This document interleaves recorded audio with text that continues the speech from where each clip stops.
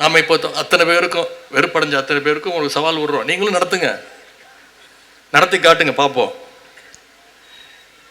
ஆகவே அடிமைகளையும் பாசிஸ்டுகளையும் கொள்கையற்ற வெற்று அட்டைகளையும் கண்டு நாம் அச்சப்பட தேவையில்லை. அவங்களுக்கெல்லாம் நம்ம பதில் சொல்ல தேவையில்லை. நிச்சயம் சொல்கிறேன், இந்த அறிவு திருவிழா கழக வரலாற்றில் என்னைக்கும் நிச்சயம் நீடித்து நிலைக்கும். இன்னைக்கு அறிவு திருவிழா நிறைவு பெற்று வள்ளுவர் கோட்டத்திலிருந்து நாம் எல்லாம் புறப்படுறோம்.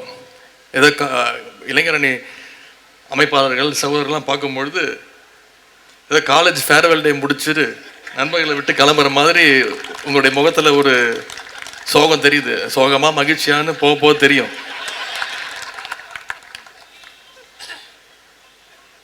நாம் இங்கேருந்து புறப்பட்டு அடுத்த வேலையை பார்க்க போகிறதில்ல. அடுத்த வேலை என்னென்னா அடுத்து வர இருக்கக்கூடிய சட்டமன்ற தேர்தல் வேலையை பார்க்க போகிறோம்.